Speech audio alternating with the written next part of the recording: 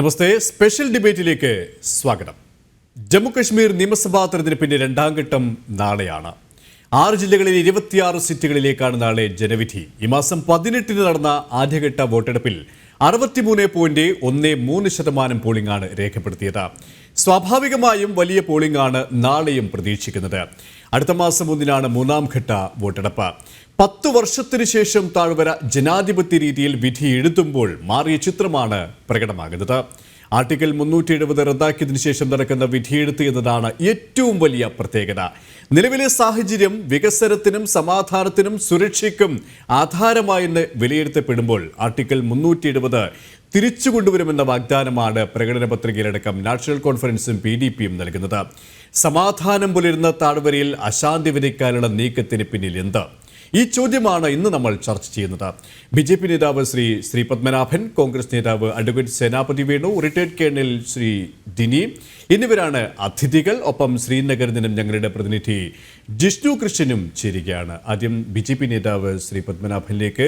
ശ്രീ പത്മനാഭൻ, ജമ്മുകാശ്മീരിന്റെ പ്രത്യേക പദവി എടുത്തു കളഞ്ഞ ശേഷമുള്ള ആദ്യത്തെ തെരഞ്ഞെടുപ്പിനെ രാജ്യം മാത്രമല്ല ലോകം തന്നെ അതീവ ശ്രദ്ധയോടെ അതീവ ആകാംക്ഷയോടെയാണ് നോക്കിക്കാണുന്നത്. കലാപമില്ലാതെ ആക്രമണമില്ലാതെ നടക്കുന്ന തെരഞ്ഞെടുപ്പ് എന്ന ഒന്നാം ഘട്ടം തന്നെ സാക്ഷ്യപ്പെടുത്തി കഴിഞ്ഞു. എങ്ങനെയാണ് നിലവിലെ സാഹചര്യത്തെ താങ്കൾ നോക്കിക്കാണുന്നത്, BJP നോക്കിക്കാണുന്നത്?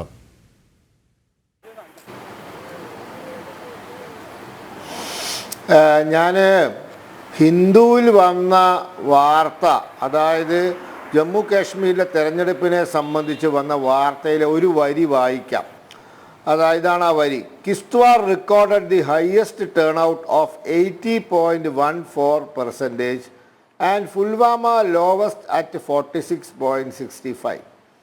അതായത് കിസ്ത്വാറിൽ 80%-ലധികം പോളിംഗ് രേഖപ്പെടുത്തി ഏറ്റവും ഉയർന്ന പോളിംഗ് രേഖപ്പെടുത്തിയപ്പോൾ പുൽവാമയിൽ 46.65% രേഖപ്പെടുത്തിയത്. ഇതാണ് ഇത്തവണത്തെ തെരഞ്ഞെടുപ്പിൻ്റെ പ്രത്യേകത. ഇത് 2024 ലോക്സഭാ തെരഞ്ഞെടുപ്പിലും നമ്മൾ കണ്ടതാണ്. അതായത് 40% മേലെ പോളിംഗ് കാശ്മീർ താഴ്വരയിൽ രേഖപ്പെടുത്തുന്നുണ്ട്. ജമ്മു മേഖലയിൽ പണ്ടേ 70% ഉണ്ട്, ലഡാക്കിൽ 70% ഉണ്ട്. പക്ഷേ 2014 ലോക്സഭാ തെരഞ്ഞെടുപ്പ്, 2019 ലോക്സഭാ തെരഞ്ഞെടുപ്പൊക്കെ എടുത്ത് പരിശോധിച്ചാൽ കാശ്മീർ താഴ്വരയിലെ പോളിംഗ് ശതമാനം ഏറ്റവും ഉയർന്നത് റെക്കോർഡ് ചെയ്തത് 34%. ഏറ്റവും, അത് ബാരാമുള്ളയിലാണ് ഏറ്റവും ഉയർന്ന ശതമാനം. ശ്രീനഗറിലും അനന്തനാഗിലൊക്കെ 7%, 13% ഒക്കെയാണ്. എന്താ കാരണം? കാരണം 3 ആണ്. ഒന്ന്, അക്രമ സംഭവങ്ങൾ ഒരു തുടർക്കഥയായിരുന്നു. സമാധാനത്തോടെയുള്ള പോളിംഗ് അസാധ്യമായിരുന്നു. സാധാരണക്കാരന് ധൈര്യത്തോടു കൂടി പോയി വോട്ട് ചെയ്യാനുള്ള അന്തരീക്ഷം ഉണ്ടായിരുന്നില്ല. 1. 2, അവിടെ തെരഞ്ഞെടുപ്പ് ബഹിഷ്കരിക്കാൻ ആഹ്വാനം ചെയ്യാനുള്ള തൻ്റെ ഇടം തീവ്രവാദ സംഘടനകൾക്കുണ്ടായിരുന്നു. തൻ്റെ ഇടം ഉണ്ടായിരുന്നു. അവർക്ക് തെരഞ്ഞെടുപ്പിൽ ആരും പങ്കെടുക്കരുത് എന്ന് അവർ ആഹ്വാനം ചെയ്യും.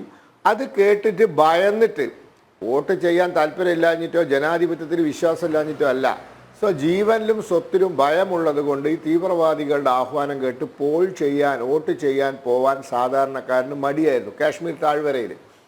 ഇങ്ങനെ 2 പ്രധാനപ്പെട്ട കാരണങ്ങൾ. മൂന്നാമത്തെ കാരണം എന്താണ്?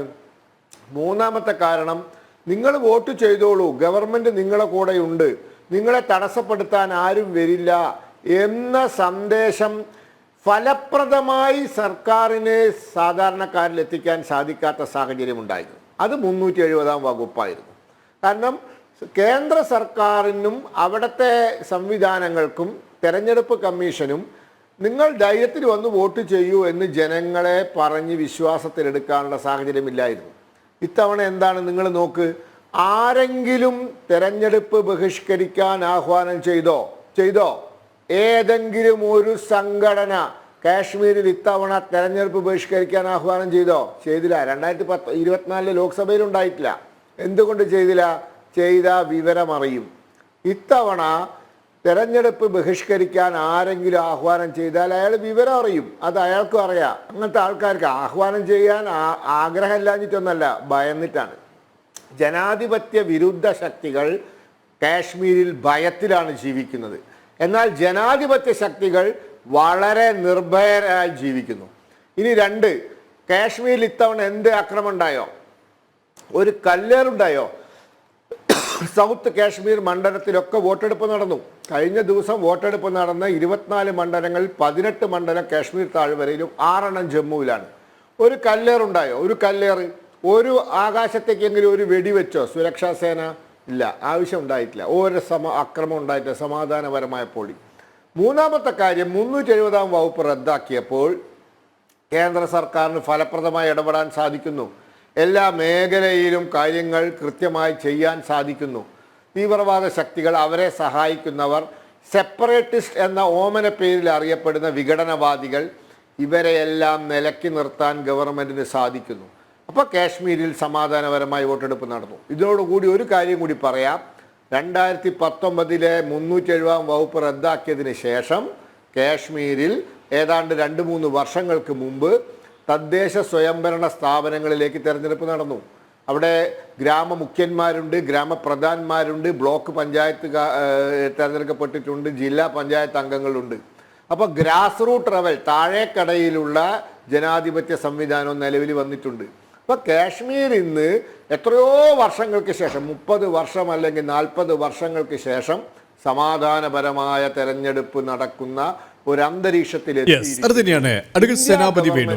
ശ്രീ പത്മനാഭനിലേക്ക് തിരികെത്താം. അഡ്വക്കേറ്റ് സേനാപതി വേണു, അദ്ദേഹം പറഞ്ഞു വെച്ചതുപോലെ തന്നെ ലോകത്തിലെ ഏറ്റവും മനോഹരമായ ഒരു സ്ഥലങ്ങളിലൊന്നാണ്, രാജ്യത്തെ ഏറ്റവും മനോഹരമായ സ്ഥലങ്ങളാണ്, ലോകത്തെ തന്നെ വിനോദസഞ്ചാരികൾക്ക് ഏറ്റവും പ്രിയപ്പെട്ട ഇടമായിരുന്ന ജമ്മു കാശ്മീർ. ആ ജമ്മു കാശ്മീരിനെ സംബന്ധിച്ചിടത്തോളം അതിക്രമങ്ങളുടെ ഒരു നാടായി മാറ്റിയത് രാജ്യം ഭരിച്ച ഭരണകർത്താക്കൾ തന്നെയാണ് എന്ന കാര്യത്തിൽ ഒരു സംശയവുമില്ല. പക്ഷേ അത്തരം ഒരു ചിത്രമാണ് അപ്പാടെ മാറിക്കഴിഞ്ഞത്. ആദ്യഘട്ടത്തിൽ 23 ലക്ഷം വോട്ടർമാരാണ് ജനവിധി എഴുതിയത്. 63.13% പോളിംഗ് രേഖപ്പെടുത്തി എന്ന് പറയുമ്പോൾ തന്നെ മാറിയ രാഷ്ട്രീയ പരിതസ്ഥിതി, മാറിയ ചിത്രവുമാണ് രേഖപ്പെടുത്തുന്നത്. 2ാം ഘട്ടം വോട്ടെടുപ്പ് നടക്കുമ്പോൾ, ഇനി ഒക്ടോബർ 1-നുള്ള 3ാം ഘട്ട വോട്ടെടുപ്പ് നടക്കുമ്പോഴും ഈ സ്ഥിതിയിൽ ഒരു മാറ്റമുണ്ടാകില്ല. കാരണം അത്രത്തോളം സുരക്ഷയാണ് അവിടെ ഉള്ളത്. ആ സുരക്ഷ ജനങ്ങൾ സ്വയം ഏറ്റെടുത്ത ഒരു സുരക്ഷയാണ്. നേരത്തെ ശ്രീ പത്മനാഭൻ പറഞ്ഞതുപോലെ തന്നെ ഒരു വെടിയൊച്ചയും മുഴങ്ങിയിട്ടില്ല, ഒരു അക്രമങ്ങളും അരങ്ങേറിയിട്ടില്ല. അതിനെ എല്ലാ അർത്ഥത്തിലും നമ്മൾ സ്വാഗതം ചെയ്യപ്പെടേണ്ടതല്ലേ ജനാധിപത്യ രീതിയിൽ തന്നെ? സുരേഷേ, ഞാൻ ശ്രീ പത്മനാഭൻ പറഞ്ഞ കാര്യങ്ങളെയൊക്കെ ഞാൻ സശ്രദ്ധം കേട്ടു. അപ്പോൾ ഒരു 2 മിനിറ്റ് എനിക്ക് സംസാരിക്കാൻ തരണം എന്ന് ആമുഖമായിട്ട് പറയുന്നു. അപ്പോൾ ഞാൻ എൻ്റെ കരസേനാ ജീവിതത്തിൽ 3.5 വർഷക്കാലം കശ്മീരിൽ വിവിധ പ്രദേശങ്ങൾ, അതായത് ജമ്മുവിൽ, കാർഗിലിൽ, ഇവിടെയൊക്കെ സർവീസ് ചെയ്യാൻ എനിക്ക് അവസരം കിട്ടിയത്. 3.5 വർഷക്കാലം കശ്മീരിൽ സമ്പൂർണ്ണമായിട്ടും വിവിധ ഭാഗങ്ങളിൽ ആർമി എഡ്യൂക്കേഷൻ കോറിലെ ഇൻസ്ട്രക്ടർ എന്ന നിലയിൽ എനിക്ക് ജോലി ചെയ്യാൻ അവസരം കിട്ടിയതാണ്. ഇവിടെ എന്നോടൊപ്പം ഇരിക്കുന്ന പാനലിസ്റ്റ് ബഹുമാനായ കേണൽ സാബ്, അദ്ദേഹവും നിശ്ചയമായും കശ്മീരിൽ ജോലി ചെയ്തിട്ടുള്ള ആളാകും. കശ്മീരിലെ ഏതെങ്കിലും ഡിവിഷനിലോ അല്ലെങ്കിൽ ബ്രിഗേഡിലോ അല്ലെങ്കിൽ യൂണിറ്റിനെയോ കമാൻഡ് ചെയ്ത ആളാണ്. അദ്ദേഹവും കശ്മീർ വളരെ അടുത്ത് കണ്ടിട്ടുള്ള ആളാണ് എന്നുള്ള കാര്യത്തിൽ തർക്കമില്ല. നമ്മളൊരു കാര്യം മനസ്സിലാക്കേണ്ടത്, ഈ ആർട്ടിക്കിൾ 370 എന്നുള്ള ഒരു ചരിത്രപരമായ പശ്ചാത്തലം ഞാൻ പറയുകയാണ്. അത് ചില ആളുകൾ പറയുന്നത് എന്തോ ഒരു പ്രത്യേകമായ കാരണത്താൽ അല്ലെങ്കിൽ അടിച്ചേൽപ്പിച്ച ഒന്ന് എന്നുള്ള നിലയിൽ. അതല്ല, അത് ചരിത്രപരമായ ഒരു അനിവാര്യതയുടെ ഘടകമായിരുന്നു. അതങ്ങനെ ഉണ്ടായെങ്കിൽ മാത്രമേ അന്ന് കാശ്മീരിന്റെ നമ്മളോടുള്ള കൂട്ടിച്ചേർക്കൽ അതിന്റെ പൂർണ്ണതയിൽ എത്തുമായിരുന്നു. ഞാൻ ഒരു വാചകം, അതായത് ഇന്ത്യ ഗാന്ധിക്ക് ശേഷം എന്നുള്ള രാമചന്ദ്ര ഗുഹയുടെ ഒരു പുസ്തകം ഇംഗ്ലീഷ് പതിപ്പാണ്, അതിന്റെ മലയാളം തർജിമ. ഞാൻ അതിൻ്റെ അകത്ത് ഒരു സെന്റൻസ് അങ്ങോട്ട് ഒരു അറിവിലേക്കായി. മഹാരാജാവ് ഹാരി സിംഗ് അപ്പോഴും സ്വാതന്ത്ര്യം എന്ന സ്വപ്നം കൈവിട്ടിട്ടില്ല.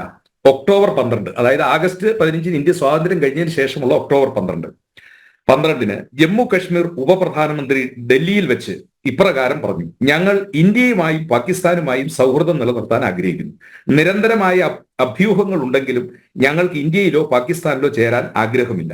ഞങ്ങൾക്ക് നേരെ ഏതെങ്കിലും ഒരു രാജ്യം ബലം പ്രയോഗിക്കാൻ തുനിഞ്ഞാൽ മാത്രമേ ഞങ്ങൾ നിലപാട് മാറ്റുന്ന കാര്യം ചിന്തിക്കൂ. കിഴക്കിലെ സ്വിറ്റ്സർലൻഡ് സമ്പൂർണ്ണമായും നിഷ്പക്ഷമായ ഒരു നാട് ആകണം കശ്മീർ എന്നാണ് മഹാരാജാവ് എന്നോട് പറഞ്ഞിട്ടുള്ളത്. അവിടുത്തെ ഉപപ്രധാനമന്ത്രി ഡൽഹിയിൽ അദ്ദേഹം ഒരു അഭിമുഖത്തിൽ കൊടുത്ത ഭാഗമാണ് രാമചന്ദ്ര ഗുഹ ഇതിൽ പറഞ്ഞിരിക്കുന്നത്. ഞങ്ങൾക്ക് നേരെ ഏതെങ്കിലും ഒരു രാജ്യം ബലം പ്രയോഗിക്കാൻ തുനിഞ്ഞാൽ മാത്രമേ ഞങ്ങൾ നിലപാട് മാറ്റൂ എന്ന കാര്യം ചിന്തിക്കൂ. ഈ വാക്കുകൾ ഉച്ചരിക്കപ്പെട്ട് 2 ആഴ്ച കഴിഞ്ഞപ്പോഴേക്കും വടക്ക് നിന്ന് ആ നാട്ടുരാജ്യത്തെ ആയിരക്കണക്കിന് സായുധർ ഉൾപ്പെട്ട ഒരു സേന ആക്രമിച്ചു. ഒക്ടോബർ 22-ന് അവർ വടക്കു പടിഞ്ഞാറൻ അതിർത്തിയിലെ പ്രവിശ്യകളെ കശ്മീരിൽ നിന്ന് വേർതിരിക്കുന്ന അതിർത്തി കടന്ന് തലസ്ഥാനമായ ശ്രീനഗറിലേക്ക് അതിദ്രുതം നീങ്ങി. ശേഷം ചരിത്രത്തിന്റെ ഭാഗം.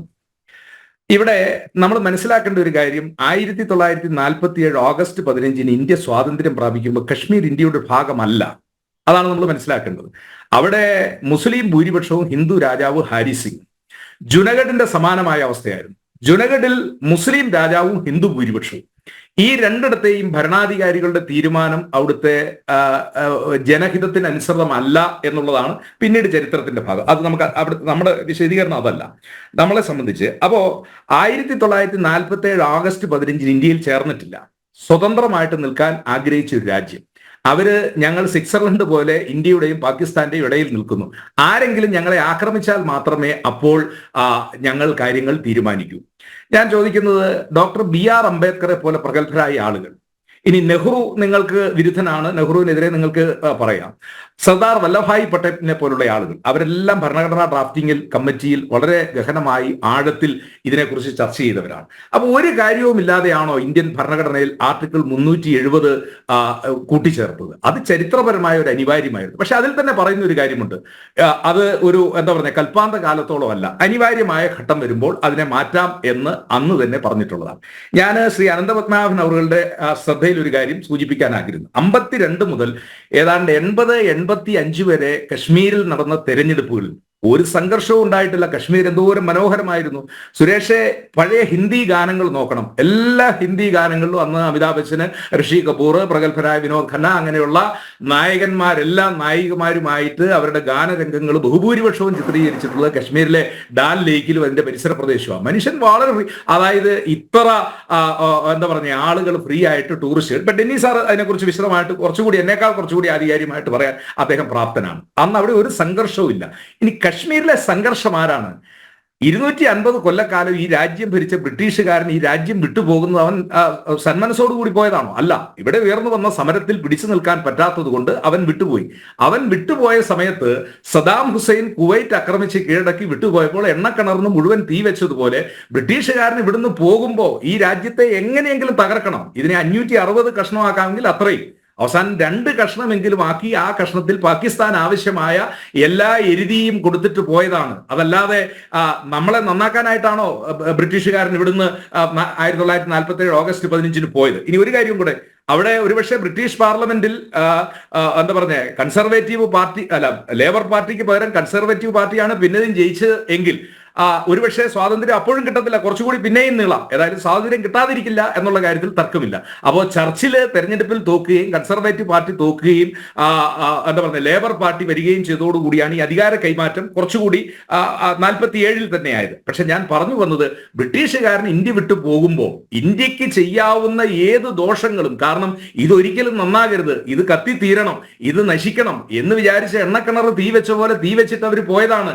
അവർ തീ വെച്ചിട്ട് പോയ ആ തീവെപ്പിന്റെ അതിന്റെ ഒരു കത്തി ജ്വലിക്കലാണ് അതിപ്പോഴും. അപ്പോ ഒരു 80-85 ആയി കഴിഞ്ഞപ്പോഴത്തേക്കും പാകിസ്ഥാന് കശ്മീരിൽ ഇടപെടാൻ മറ്റൊരു മാർഗവുമില്ല. അതുകൊണ്ട് അവർ പിന്നെ മനസ്സിലാക്കിയത് ഈ തീവ്രവാദത്തെ പ്രോത്സാഹിപ്പിക്കുക, അത് പാകിസ്ഥാൻ സ്പോൺസേഡ് തീവ്രവാദമാണ്.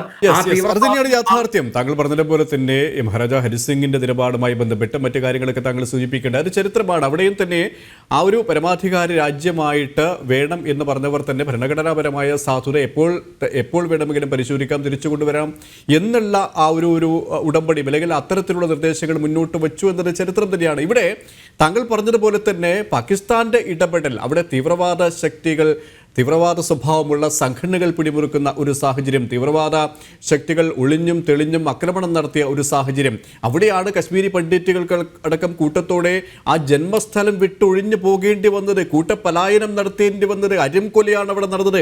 അതും ചരിത്രമാണ്, അതും കാണാതെ പോകരുത്. അത്തരമൊരു സാഹചര്യത്തിൽ നിന്നും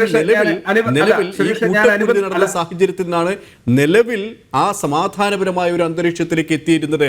താങ്കൾ പറഞ്ഞതുപോലെ തന്നെ ഹിന്ദി സിനിമകളിൽ നമ്മൾ കണ്ടും കേട്ടും പരിചരിച്ച ആ ഒരു നാട്, ആ ഒരു പ്രദേശം ഉണ്ടായിരുന്നു. പിന്നീട് പാകിസ്ഥാന്റെ ഇടപെടൽ, ആ പാകിസ്ഥാനെ വളർത്തിയ ഭാരതത്തിലെ തന്നെ ചില രാഷ്ട്രീയ കക്ഷികളുടെ ഇടപെടൽ, അതിനൊരു അറുതി വന്നത് അവിടുത്തെ ജനങ്ങളുടെ സമാധാനം വീണ്ടും തിരിച്ചെത്താൻ സാധ്യമായത് ഈ കേന്ദ്ര സർക്കാരിന്റെ ഇടപെടലിലൂടെയല്ലേ? അതാണ് ഏറ്റവും പ്രസക്തമായ ഒരു അല്ല, അതിനെയൊന്നും നമ്മൾ നിരാകരിക്കുകയോ അല്ലെങ്കിൽ അത് ശരി എന്താ പറഞ്ഞ അതിനെയൊന്നും കുറച്ച് കാണിക്കുന്നില്ല. പക്ഷെ അവിടെ മാത്രമല്ല നമ്മൾ ഇതിലും ഭയാനകമായ വിസ്ഫോടകമായ സ്ഥിതിവിശേഷമായിരുന്നു പഞ്ചാബിൽ 80കളുടെ പകുതിയിൽ. ഖാലിസ്ഥാൻ തീവ്രവാദവും ജർണൈൽ സിംഗ് ഭിന്ദ്രൻവാലയുടെ നേതൃത്വത്തിൽ അവിടെ ഉണ്ടായ കലാപവും ട്രാൻസിസ്റ്റ് ബോംബ് വെച്ച് ദിവസവും ദിനം പ്രതി ആളുകൾ, നമ്മുടെ ദൈനിക് ഹിന്ദു ജാഗരണം എന്ന് പറയുന്ന പത്രത്തിന്റെ എഡിറ്ററായിരുന്ന ലക്ഷ്മൺ സിംഗ്, അങ്ങനെയാണ് എന്റെ ഓർമ്മയില്ല അദ്ദേഹത്തിന്റെ പേര്, അദ്ദേഹത്തെ വധിച്ചത്. ഞാൻ പറഞ്ഞത് വലിയ പ്രശ്നങ്ങളും പ്രതിസന്ധികളും ഉണ്ടായ കശ്മീർ. അവിടെ ഞങ്ങളുടെ ബിയാൻ സിംഗ് മുഖ്യമന്ത്രി, അദ്ദേഹം എന്താ പറഞ്ഞ ബോംബ് സ്ഫോടനത്തിൽ മരിച്ചു. ഒരുപാട് രക്തസാക്ഷികൾ സൃഷ്ടിക്കപ്പെട്ടു. അവിടെ സമാധാനം ഉണ്ടായി. അത് ചരിത്രപരമായിട്ട് അവിടെ ഉണ്ടായത്. നമുക്ക് തിരികെത്താം. കേരള ഡിനി, ഇവിടെ താങ്കൾ പറഞ്ഞ നേരത്തെ സേനാപതി വേണു സൂചിപ്പിച്ചതുപോലെ തന്നെ കശ്മീരിനെ സംബന്ധിച്ചിടത്തോളം അനുഭവ പരിചയമുള്ള ഒരു വ്യക്തി കൂടിയാണ് താങ്കൾ. ഒരു കാലത്ത് സമാധാനം പുലർന്നിരുന്ന ഒരു താഴ്വര എന്ന കാര്യത്തിൽ സംശയമില്ല. പക്ഷേ പിന്നീട് അവിടെ ചില ചിത്രശക്തികൾ, രാജ്യവിരുദ്ധ ശക്തികൾ തഴച്ചു വളരുകയും ആ രാജ്യത്തിൻ്റെ ഒരു വിഘടനവാദം അവിടെ മുടക്കുകയും ചെയ്തു. ആ വിഘടനവാദം അവിടുത്തെ യുവത്വം ഏറ്റെടുക്കുകയും യുവത്വത്തെ ഈ പാകിസ്ഥാനിലുള്ള സംഘടനകളടക്കം എല്ലാ സഹായങ്ങളും നൽകി, പണവും ധനവും വേണ്ടതൊക്കെയും നൽകി വളർത്തിയെടുക്കുകയും ചെയ്ത ഒരു കാലഘട്ടമുണ്ടായിരുന്നു, ഒരു സമയമുണ്ടായിരുന്നു. ആ സമയത്തിനല്ലേ അറുതി വന്നിരിക്കുന്നത്, ആ ഒരു കാലഘട്ടത്തിനല്ലേ അറുതി വന്നിരിക്കുന്നത്. 10 വർഷത്തിനു ശേഷം ജമ്മു കാശ്മീർ ജനാധിപത്യ രീതിയിലേക്ക് തിരികെ എത്തുമ്പോൾ, ജനാധിപത്യ രീതിയിൽ തങ്ങളുടെ സമ്മതിദാനാവകാശം വിനിയോഗിക്കുമ്പോൾ അവിടുത്തെ ജനങ്ങൾ നൽകുന്ന ആ ഒരു സ്വീകാര്യത അത് തന്നെയല്ലേ വ്യക്തമാക്കുന്നത്. താങ്കൾ എങ്ങനെയാണ് ആ ഒരു സാഹചര്യത്തെ നോക്കിക്കാണുന്നത്? തീർച്ചയായിട്ടും ശ്രീ സുരേഷ്, എന്റെ ബഹുമാനപ്പെട്ട മുൻ കൊലീഗായിട്ടുള്ള അഡ്വക്കേറ്റ് സേനാപതി വേണുജി പറഞ്ഞതിനകത്ത് കുറെ കാര്യങ്ങൾ അദ്ദേഹം പറഞ്ഞതിനകത്ത് ഞാൻ യോജിക്കുന്നുണ്ട്. പ്രത്യേകിച്ച് ബ്രിട്ടീഷേഴ്സിന്റെ റോളും പാകിസ്ഥാന്റെ ഇവിടെ ഇപ്പം ടെററിസം ചെയ്യുന്ന റോളും പൂർണ്ണമായി ഞാൻ യോജിക്കുകയാണ്. ചില കാര്യത്തിൽ എനിക്ക് വേറൊരു ഒപ്പീനിയൻ ഉണ്ട്. അത് കാരണം യെസ്, അദ്ദേഹത്തിനെ പോലെ തന്നെ ഞാനും എനിക്ക് തോന്നുന്നു 8 വർഷം കശ്മീരിലുണ്ടായിരുന്നു. അതിനകത്ത് 6 വർഷം കശ്മീർ താഴ്വരയിലും 2 വർഷം ലഡാക്കിലുമാണ്. അങ്ങനെ ഞാൻ ഇതിനെ കുറിച്ച്, നമ്മളിപ്പോ കശ്മീരിനെ കുറിച്ച് പറയുമ്പം ആർട്ടിക്കിൾ 370 എങ്ങനെയാണ് വന്നത് എന്ന് പറഞ്ഞു. അപ്പൊ അതിനെക്കാട്ടി മുമ്പ് നമ്മൾ മനസ്സിലാക്കേണ്ട കാര്യം എന്ന് വെച്ച് കഴിഞ്ഞാൽ അതിനകത്ത് ധാരാളം പേഴ്സണാലിറ്റീസ് ഉണ്ട്. ആ പ്രശ്ന തുടക്കത്തിൽ തൊട്ടേ അതിനകത്ത് പണ്ഡിറ്റ് നെഹ്റു ഒരു വശത്തുണ്ട്, ഷെയ്ഖ് അബ്ദുള്ള വേറൊരു വശത്തുണ്ട്, അപ്പം രാജാ ഹരിസിംഗ് വേറൊരു വശത്തുണ്ട്, സർദാർ വല്ലഭായ് പട്ടേൽ വേറൊരു വശത്തുണ്ട്. അങ്ങനെ പല പല പേഴ്സണാലിറ്റീസിന്റെ ഒരു അന്നത്തെ ഒരു ഇടപെടൽ ഉണ്ടായിട്ടുണ്ടായിരുന്നു. അപ്പൊ അത് നമ്മളെയൊക്കെ സംബന്ധിച്ചോളം ഭാരതം എന്നുള്ള ഒരു കോൺസെപ്റ്റ് അതിനകത്ത് കറക്റ്റാണ്. ബ്രിട്ടീഷേഴ്സിന്റെ ഒരു ഡിവൈഡ് ആൻഡ് റൂളിന്റെ ഭാഗമായിട്ട് അവർ വെട്ടിമുറിച്ചിട്ട് തന്നെയാണ് പോയത്. പക്ഷെ എന്നാലിപ്പോ ഫോർ എക്സാമ്പിൾ ഹൈദരാബാദ് 1947 നമുക്ക് ഇൻഡിപെൻഡൻസ് കിട്ടുമ്പോൾ ഹൈദരാബാദും ഒരു ഇൻഡിപെൻഡൻസ് സ്റ്റേറ്റ് ആയിട്ട് നിൽക്കാൻ വേണ്ടിയുള്ള, പിന്നെ 1948 സെപ്റ്റംബറിലാണ് ഓപ്പറേഷൻ പോളോയിലൂടെ നമുക്ക് ഹൈദരാബാദിനെ ലിബറേറ്റ് ചെയ്യാൻ അല്ലെങ്കിൽ നമ്മൾ ഇന്ത്യയുടെ ഭാഗമാക്കാം. അപ്പൊ അന്നത്തെ കാലത്ത് പല രാജ്യങ്ങളും ഇങ്ങനെ മാറി നിൽക്കണം എന്നുള്ള ഒരു ചില ചിന്തകളും മറ്റു കാര്യങ്ങളൊക്കെ ഉണ്ടായെങ്കിൽ തന്നെ കശ്മീരിനെ സംബന്ധിച്ചോളം അതൊരു വലിയൊരു സ്ട്രാറ്റജിക് ആയിട്ടുള്ള ഒരു ലൊക്കേഷൻ ആയിരുന്നു. അതായത് ഭാരതത്തെ സംബന്ധിച്ചോളം നമ്മൾ കൾച്ചറൽ മാത്രമല്ല സ്ട്രാറ്റജിക് ആയിട്ട് നോക്കിയാലും അത് വലിയൊരു ഇമ്പോർട്ടന്റ് ആയിട്ടുള്ള ഒരു സ്റ്റേറ്റ് ആയിരുന്നു. അതുകൊണ്ട് തന്നെയാണ് ഇന്ത്യ മാത്രമല്ല റഷ്യ പോലുള്ള അന്നത്തെ USSR പോലും കശ്മീരിന്റെ ഭാഗം അതിനകത്ത് ആര് വരും എന്നുള്ള ഒരു ധാരണ അവർക്കും ഉണ്ടായിരുന്നു. അപ്പം കാരണം ബ്രിട്ടീഷേഴ്സിന്റെ അന്നത്തെ ഒരു ബഫർ സോൺ അല്ലെങ്കിൽ ബഫർ സ്റ്റേറ്റ്, ഇതൊക്കെ ശ്രീ സേനാപതി വേണുജിക്ക് അറിയാമായിരിക്കും അതിനെക്കുറിച്ച്. അതായത് എങ്ങനെയാണ് ഒരു ബഫർ സോൺ ക്രിയേറ്റ് ചെയ്തത് ബ്രിട്ടീഷേഴ്സ്, റഷ്യ ഇങ്ങോട്ട് വരരുതെന്നുള്ള രീതിയിലേക്ക്. അപ്പൊ അങ്ങനെയൊക്കെ ധാരാളം സ്ട്രാറ്റജിക് ഇമ്പോർട്ടൻസ് ഉള്ള ഒരു സ്റ്റേറ്റ് ആയിരുന്നു കശ്മീർ. അപ്പം അവിടെ വെച്ചിട്ട് 1947 പാകിസ്ഥാന്റെ റെയ്ഡേഴ്സ് വന്ന് ഈ ബാരമുല്ല, ഇന്ന് ഇപ്പൊ ബാരമുല്ലയിൽ ഇലക്ഷൻ നാളെ നടക്കാൻ പോയാണ്, ആ ബാരമുല്ലയിൽ ഊരി വഴി ബാരമുല്ലയിൽ വന്ന് അവിടെ വലിയ രീതിയിലുള്ള ക്രൂരത കാണിച്ചുകൊണ്ടാണ് സത്യം പറഞ്ഞ ഇന്ന് കശ്മീർ നമ്മുടെ ഭാഗമായി ഇരിക്കുന്നത്. കാരണം ആ ക്രൂരത അവിടുത്തെ പാറമുള്ളിലെ ചർച്ചിലെ പള്ളിയിലെ പോയാൽ ഇപ്പോഴും അതിന്റെ റിമൈൻസ് ഇപ്പോഴും ഉണ്ട്.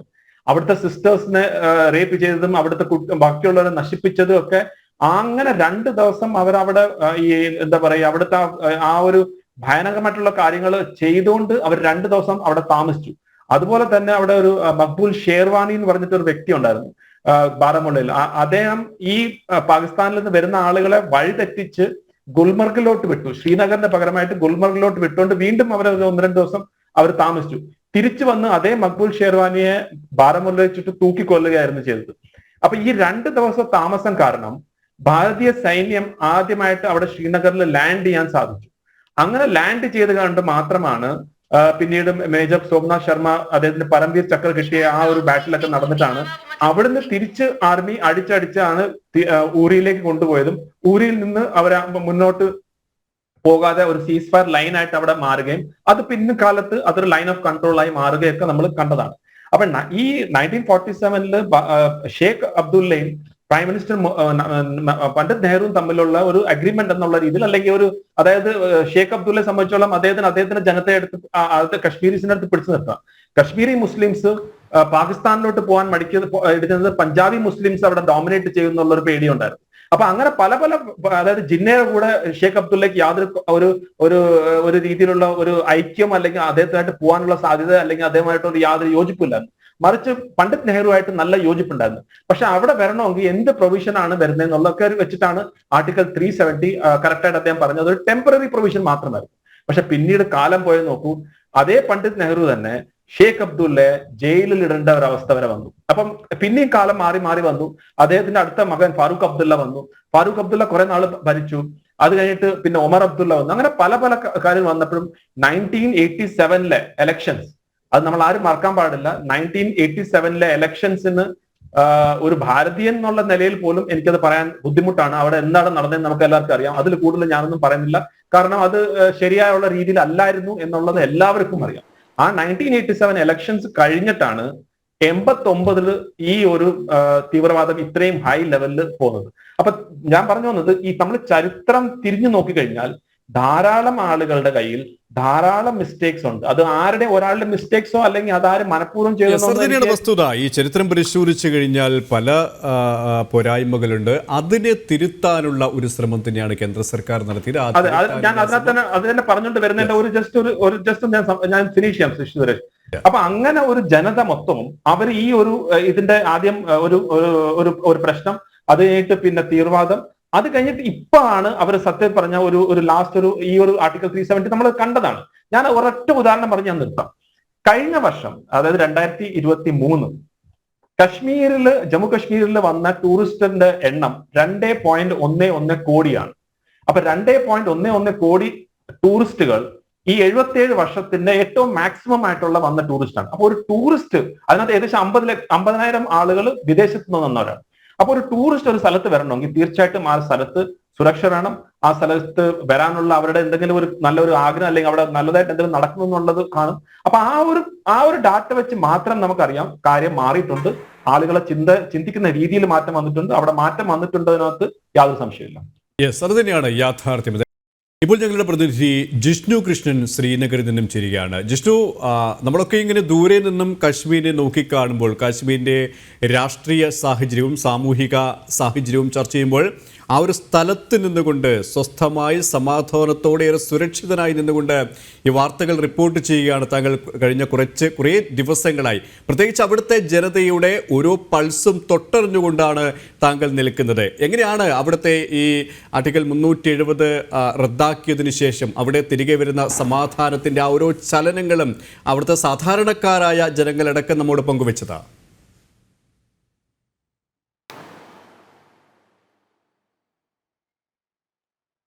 സുരേഷ്, ജമ്മു കാശ്മീർ രണ്ടാം ഘട്ട വോട്ടെടുപ്പിനെ നേരിടാൻ നാളെ ഒരുങ്ങുമ്പോൾ ഏറ്റവും പ്രധാനമായി എടുത്തു പറയേണ്ടത് രണ്ട് കാര്യങ്ങളാണ്. ഒന്ന്, നിയമസഭാ തെരഞ്ഞെടുപ്പിന്റെ പ്രചാരണവും വോട്ടെടുപ്പും ഉൾപ്പെടെയുള്ള തെരഞ്ഞെടുപ്പ് നടപടിക്രമങ്ങളിൽ വന്നിട്ടുള്ള വൻ ജനപങ്കാളിത്തം മുൻകാലങ്ങളിൽ നിന്ന് വ്യത്യസ്തമായി, അതായത് ഏകദേശം ഒരു 3 പതിറ്റാണ്ടിന് ശേഷം പ്രചാരണവും വോട്ടെടുപ്പും ഉൾപ്പെടെ മുഴുവൻ തെരഞ്ഞെടുപ്പ് പ്രക്രിയകളിലും വലിയ ജനപങ്കാളിത്തം. അത് കശ്മീർ താഴ്വരയിൽ ഉൾപ്പെടെ, ജമ്മുവിൽ മാത്രമല്ല താഴ്വരയിൽ ഉൾപ്പെടെ ജമ്മു കാശ്മീരിന്റെ എല്ലാ മേഖലകളിലും നമുക്ക് കാണാൻ സാധിച്ചു. ഒന്നാം ഘട്ടത്തിൽ 61% മുകളിൽ പോളിംഗ് രേഖപ്പെടുത്തി. മുൻപ് കനത്ത സുരക്ഷാ വലയത്തിനുള്ളിൽ നിന്നുകൊണ്ട് രാഷ്ട്രീയ പാർട്ടികളുടെ നേതാക്കളും ചുരുങ്ങിയ പ്രവർത്തകരുമായിരുന്നു പ്രചാരണം നടത്തിയതെങ്കിൽ ഇന്ന് ജനങ്ങൾ ഏറ്റെടുത്തുകൊണ്ട് അവർ കൃത്യമായി അവരുടെ രാഷ്ട്രീയ നിലപാട്, അത് ഏത് രാഷ്ട്രീയ പാർട്ടിക്ക് അനുകൂലമായിട്ടാണെങ്കിലും ആ രാഷ്ട്രീയ നിലപാട് പരസ്യമായി കശ്മീർ താഴ്വരയുടെ മണ്ണിൽ നിന്നുകൊണ്ട് ഉറക്കെ പറയാനും അത് മാധ്യമങ്ങളോട് സംസാരിക്കാനും മാധ്യമങ്ങൾക്ക് അത് റിപ്പോർട്ട് ചെയ്യാനും പ്രചാരണം വലിയ രീതിയിൽ നടക്കാനും സാധിക്കുന്നു. ഒപ്പം വോട്ടെടുപ്പിലും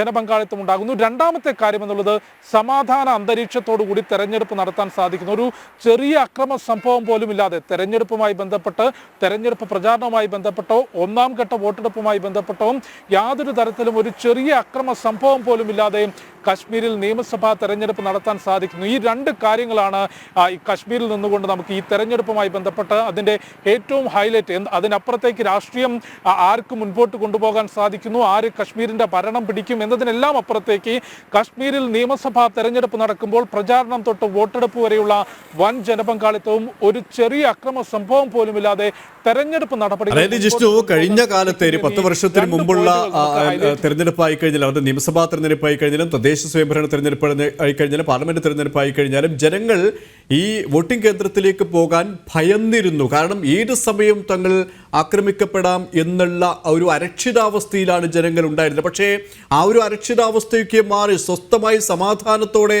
അവർ തങ്ങളുടെ വോട്ടവകാശം വിനിയോഗിക്കാൻ പോവുകയാണല്ലേ?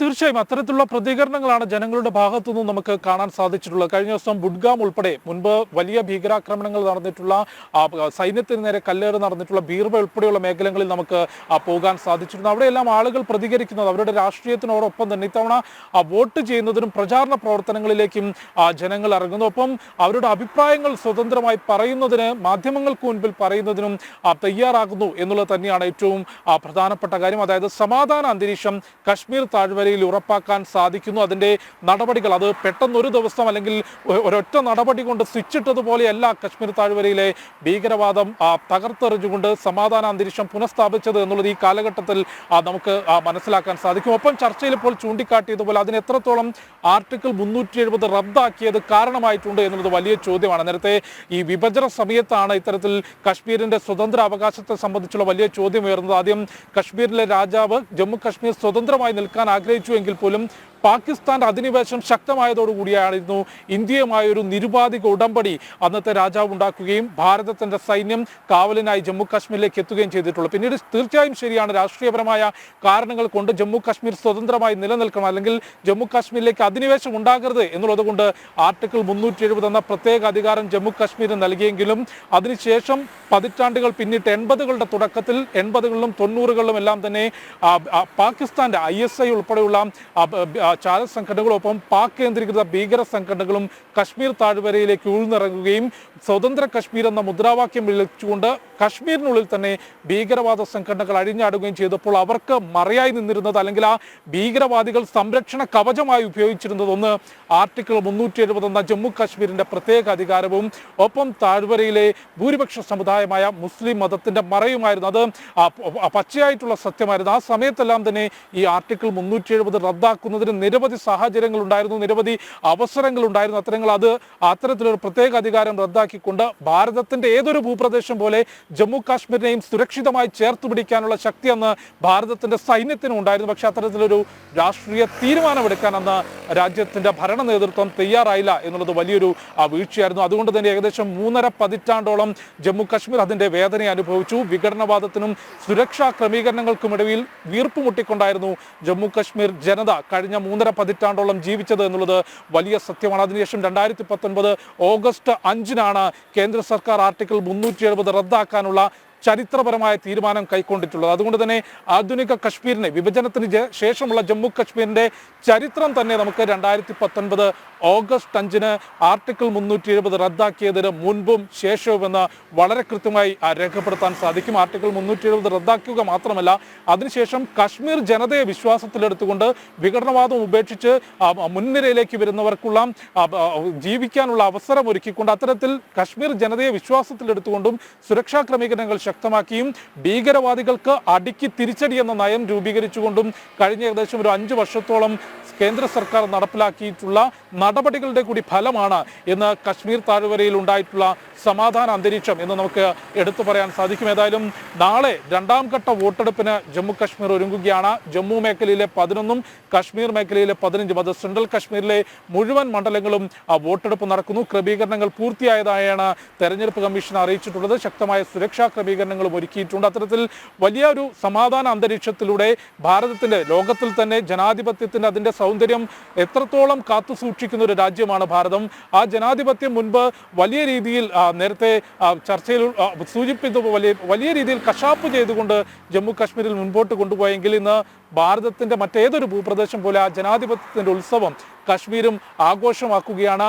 ആവേശത്തിലാണ് ജനങ്ങളുമുള്ളത്. KP യെസ്, അത് തന്നെയാണ്. ജിഷ്ണുവാണ് വിശദാംശങ്ങൾ നൽകിയത്. ശ്രീപത്മനാഭൻ ഇവിടെ സൂചിപ്പിച്ചതുപോലെ തന്നെ ഇന്ന് ഭാരതത്തിലെ ഏതൊരു സ്ഥലത്തെയും പോലെയാണ് ജമ്മു കാശ്മീരുള്ളത്. അത്രയും സമാധാനത്തോടെയും സ്വസ്ഥതയുമാണ് അവിടുത്തെ ജനങ്ങൾ കഴിയുന്നത്. പ്രത്യേകിച്ച് മുമ്പൊക്കെ ആണെങ്കിൽ ഈ ജമ്മു കാശ്മീർ തോക്കെടുത്ത് റോഡിൽ തടിച്ചുകൂടുന്ന ആൾക്കൂട്ടത്തെക്കാണ് നമ്മൾ വാർത്താ ചാനലുകളിലും പത്രങ്ങളിലും അത് നിരന്തര വാർത്തയുമായിരുന്നു. പക്ഷേ ആ ചിത്രങ്ങളിൽ നിന്നും മാറിക്കഴിഞ്ഞു. വിഭിന്നമായ സ്വരങ്ങൾ, വിഭിന്നമായ ചിത്രങ്ങൾ, മനോഹരമായ ഒരു ഭൂപ്രദേശമായി ആ ജമ്മു കാശ്മീരിനെ വാർത്തെടുത്തതിൽ കേന്ദ്ര സർക്കാരിനുള്ള പങ്ക് അത്രത്തോളം നിസ്തുലമാണ്. പക്ഷേ അധികാരത്തിലെത്തിക്കഴിഞ്ഞാൽ, നിയമസഭാ തെരഞ്ഞെടുപ്പിൽ വിജയിച്ചു കഴിഞ്ഞാൽ ആർട്ടിക്കിൾ 370 തിരിച്ചു കൊണ്ടുവരുമെന്നാണ് നാഷണൽ കോൺഫറൻസും PDP അടക്കം പറയുന്നത്. അതൊക്കെയും സമാധാനപരമായ ആ ഒരു അന്തരീക്ഷത്തെ തീർത്തും ഇല്ലാതാക്കാനുള്ള ഒരു ലക്ഷ്യത്തോടെയല്ലേ? അത് എത്രത്തോളം സാധ്യവുമാകും? അത് മറ്റൊരു ചോദ്യമാണ്. കാരണം പാർലമെന്റ് പാസ്സാക്കിയ, രാഷ്ട്രപതി ഒപ്പിട്ട ഇത്തരം ഒരു ആർട്ടിക്കിൾ എങ്ങനെ തിരിച്ചു കൊണ്ടുവരാൻ സാധിക്കുമെന്നത്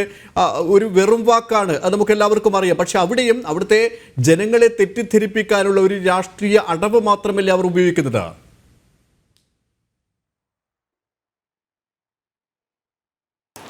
ഞാൻ അതിലൊരു കൗതുകകരമായ ചില കാര്യങ്ങൾ പറയാം. ഈ രാജാ ഹരിസിംഹൻ കാശ്മീരിനെ ഒരു സ്വതന്ത്ര രാജ്യമായി നിലനിർത്താൻ ആഗ്രഹിച്ചു എന്നുള്ളത് ശരിയാണ്. പക്ഷേ 949 കാശ്മീരിലേക്ക് ലഷ്കർമാർ വന്നപ്പോൾ മറ്റ് നിവൃത്തിയില്ലാത്ത ഒരു സാഹചര്യം ഉണ്ടായപ്പോൾ അദ്ദേഹത്തിന് ഇന്ത്യ രാജ്യത്തോട് ലയിക്കാൻ, ഇൻ്റഗ്രേറ്റ് ചെയ്യാൻ അദ്ദേഹം നിർബന്ധിതനായി. കാരണം അവർ കാട്ടിക്കൂട്ടിയ ക്രൂരതകൾ അത്തരത്തിലായിരുന്നു. അപ്പോൾ ആണ് അദ്ദേഹം ഇന്ത്യയിൽ ലയിക്കുന്നത്. ആ ലയന ഡോക്യുമെൻ്റ് വായിച്ചു നോക്കിയാൽ, അതിനെപ്പറ്റിയുള്ള പഠനങ്ങൾ വായിച്ചു നോക്കിയാൽ നമുക്കറിയാം, അൺകണ്ടീഷണൽ ഇൻ്റഗ്രേഷൻ വിത്ത് ഇന്ത്യ, ഒരു കണ്ടീഷനുമില്ലാത്ത ലയനമായിരുന്നു ഭാരതത്തിൽ. ഹരിസിംഹൻ എന്ന കാശ്മീർ രാജാവ് ഒപ്പിട്ട് കൊടുത്തത് ഒരു തരത്തിലുള്ള നിബന്ധനയുമില്ലാത്ത അൺകണ്ടീഷണൽ ഇൻ്റഗ്രേഷൻ ലയനമാണ് ഭാരതത്തിൽ. പിന്നെ എവിടുന്ന് വന്നു ഈ 370 വകുപ്പിൻ്റെ ആവശ്യം? എവിടുന്ന് വന്നു? ഷേഖ് അബ്ദുള്ളയുടെ കുടുംബത്തിൽ നിന്ന് വന്നു. ഷേഖ് അബ്ദുള്ള, അയാളെ അച്ഛൻ ഒരു കമ്പിളി കച്ചവടക്കാരനായിരുന്നു. ഷേഖ് അബ്ദുള്ളയുടെ പിതാവ് കമ്പിളി കച്ചവടക്കാരൻ, ഒരു സാധാ. ഇപ്പൊ അവരെ കുടുംബം കാശ്മീരിലെ ഏറ്റവും സമ്പന്നമായ കുടുംബ, ഇന്ത്യയിലെ തന്നെ ഏറ്റവും സമ്പന്നമായ കുടുംബ.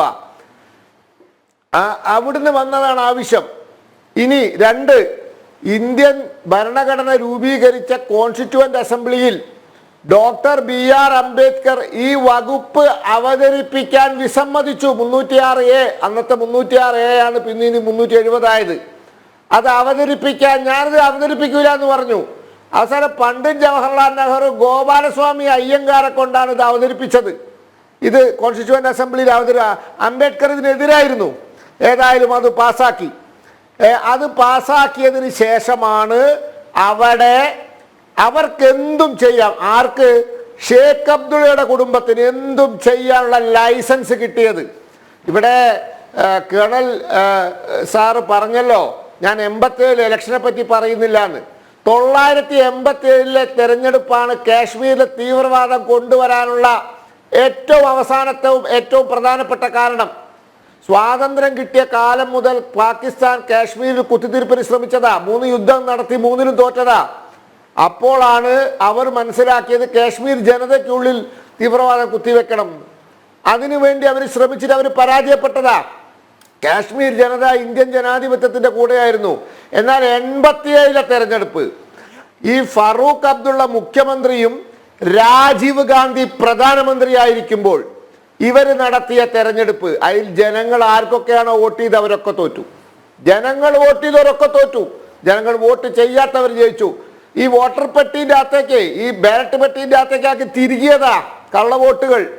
ഇപ്പൊ ഈ EVM എതിർക്കുന്ന മഹാന്മാരുണ്ടല്ലോ, അവരന്ന് ചെയ്തതാ, അതിനുള്ളിൽ തിരികിയതാ വ്യാജ വോട്ടുകൾ, കള്ളവോട്ടുകൾ. അങ്ങനെ അട്ടിമറിച്ചു. 987 തെരഞ്ഞെടുപ്പിനെ അട്ടിമറിച്ചപ്പോഴാണ് കാശ്മീരിലെ ജനങ്ങൾക്ക് ഇന്ത്യൻ ജനാധിപത്യത്തിലുള്ള വിശ്വാസം നഷ്ടപ്പെട്ടത്. അവർ പാകിസ്ഥാന്റെ വാക്ക് കേൾക്കാൻ തുടങ്ങിയത് അന്ന് മുതൽ ആ തീവ്രവാദം വളരാൻ തുടങ്ങിയത്. അത് സംഭവിച്ചത് അന്നാണ്. പിന്നെ ഞാനൊരു കാര്യം പറയട്ടെ, ഇവിടെ ഇവർ പറയുന്നുണ്ടല്ലോ ഈ കാശ്മീരിന്റെ എന്താ പറയുക ഇന്റഗ്രേഷൻ, അതിന്റെ അനിവാര്യതയായിരുന്നു 307 വകുപ്പ്. ശുദ്ധ അസംബന്ധമാണ്. 565 നാട്ടുരാജ്യങ്ങളെ ഇന്ത്യയിൽ ചേരാൻ വിസമ്മതിച്ച ഹൈദരാബാദ് ജുനഗഡും ഉൾപ്പെടെ 562 നാട്ടുരാജ്യങ്ങളെ ഒരു തുള്ളി രക്തം ചിന്താതെ സർദാർ വല്ലഭായ് പട്ടേൽ ലയിപ്പിച്ചു. ഒരു നാട്ടുരാജ്യം മാത്രം, ഒരു സംസ്ഥാനം മാത്രം ഒരു മഹാൻ കൈകാര്യം ചെയ്തു. അത് സർദാർ പട്ടേലിനെ തൊടിയിപ്പിച്ചില്ല.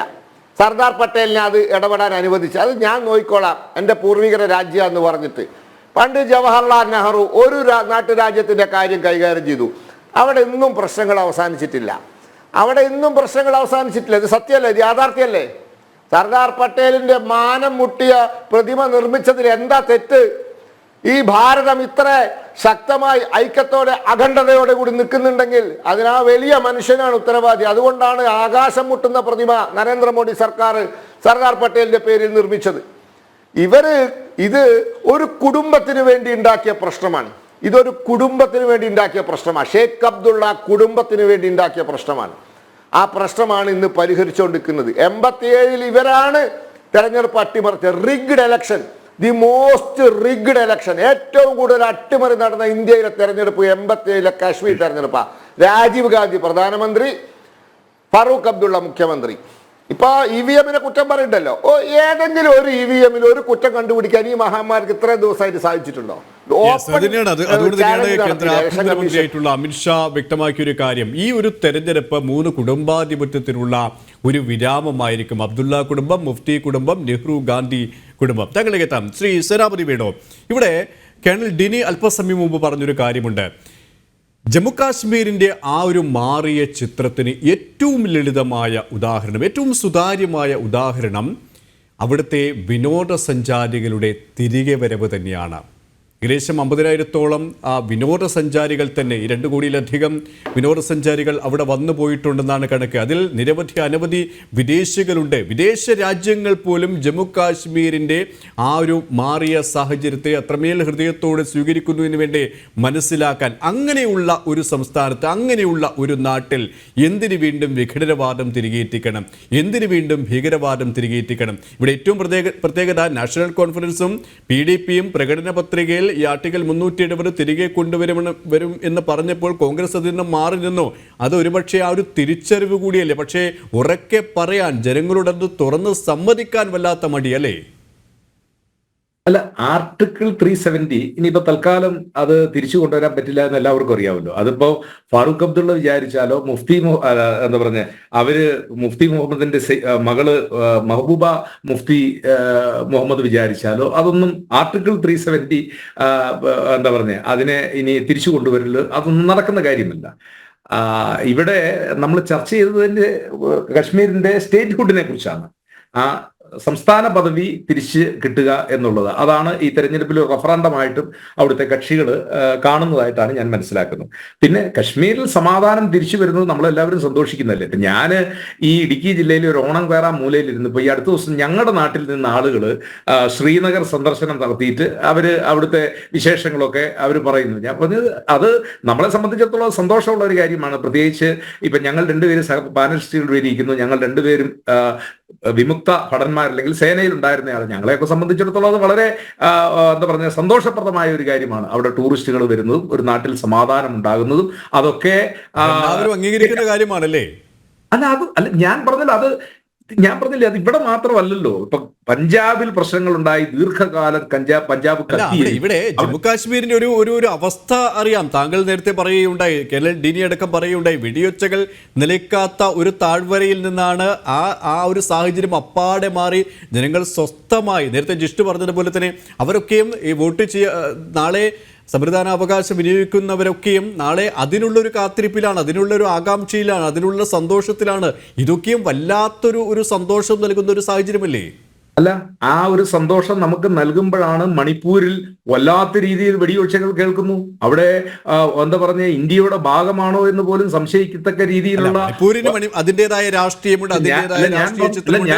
അത് നമുക്ക് മറ്റൊരു ഘട്ടത്തിൽ ചർച്ച ചെയ്യേണ്ട വിഷയമാണ്. ഞാൻ പറഞ്ഞത് സുരേഷെ, ചില സംസ്ഥാനങ്ങളിൽ, ചില പ്രദേശങ്ങളിൽ ചില ഇഷ്യൂസ് അത് ഡെവലപ്പ് ചെയ്യുകയും അത് വല്ലാത്ത രീതിയിൽ നമ്മളെ ആശങ്കപ്പെടുത്തുകയോ ഉത്കണ്ഠപ്പെടുത്തുകയോ ഒക്കെ ചെയ്യുന്നു. നമ്മൾ കശ്മീരിൽ ഇപ്പോൾ സമാധാനത്തെക്കുറിച്ച് ചർച്ച ചെയ്യുമ്പോൾ നമ്മൾ ഇന്നലെയും ഇന്നുമൊക്കെ, ഇപ്പൊ ഞാൻ എൻ്റെ ഒരു ബന്ധു, വളരെ അടുത്ത ബന്ധുവാണ് അദ്ദേഹം, മണിപ്പൂരിൽ അസാം റൈഫിൾസിൽ മേജർ റാങ്കിലുള്ള ആളാണ്. അപ്പോൾ അദ്ദേഹം ലീവിന് വന്നിരിക്കുന്നു. അവരൊക്കെ പറയുന്നത് കേട്ട് കഴിയുമ്പോൾ നമുക്ക് വളരെ ഭയം തോന്നുന്നു. ഈ പറഞ്ഞ പോലെ ചില പ്രദേശങ്ങളൊക്കെ ലിബറേറ്റഡ് ഏരിയയായി, അവിടെ കുക്കികൾക്ക് പ്രവേശനമുള്ളിടത്ത് മെയ്തികൾക്ക് കയറാൻ പറ്റുന്നില്ല, മെയ്തികളുള്ളിടത്ത് കുക്കികൾക്ക് കയറാൻ പറ്റുന്നില്ല. അവിടെയാണ് താങ്കളടക്കം നേരത്തെ ചർച്ച ചെയ്തതുപോലെ തന്നെ ഈ പാകിസ്ഥാൻ അടക്കമുള്ള രാജ്യങ്ങളുടെ ഇടപെടൽ ജമ്മു കാശ്മീരിനെ എത്രത്തോളം അശാന്തമാക്കിയോ അത്രത്തോളം ബാഹ്യശക്തികളുടെയും ചില വിധ്വംസക ശക്തികളുടെയും ഇടപെടൽ മണിപ്പൂരിൽ ഉണ്ട് എന്നത് പ്രകടമാണ്. നമുക്ക് മണിപ്പൂരിന്റെയും പഞ്ചാബിന്റെയും ചിത്രം മാറ്റി നിർത്താം. ഇവിടെ ജമ്മു കാശ്മീരിനെ സംബന്ധിച്ചിടത്തോളം ജനാധിപത്യ രീതിയിലേക്കുള്ള ഒരു തിരിച്ചുവരവ്, ജനങ്ങൾ അതിനെ സ്വാഗതം ചെയ്യുന്നു, കക്ഷി രാഷ്ട്രീയ ഭേദമന്യേ അതിനെ സ്വാഗതം ചെയ്യുന്നു, ലോകരാഷ്ട്രങ്ങൾ തന്നെ സ്വാഗതം ചെയ്യുന്നു. അതിൽ നിന്ന് നമുക്ക് മാറി നിൽക്കാൻ കഴിയില്ല കോൺഗ്രസിനോ നാഷണൽ കോൺഫറൻസിനോ PDPക്കോ, അല്ലേ? അല്ല, അത് അവിടുത്തെ രാഷ്ട്രീയ പാർട്ടികൾക്കോ കോൺഗ്രസിനോ ഒരു കാരണവശാലും മാറി നിൽക്കാൻ കഴിയില്ല. പക്ഷെ എന്നെ അവിടെ ഉത്കണ്ഠപ്പെടുത്തുന്ന ഒരു കാര്യമുണ്ട്. അത് എഞ്ചിനീയർ റഷീദ് എന്ന് പറയുന്ന ഒരാളുടെ, പാർട്ടിയുടെ പേര് അവാമി കൂട്ടിയൊരു പേരാണ്.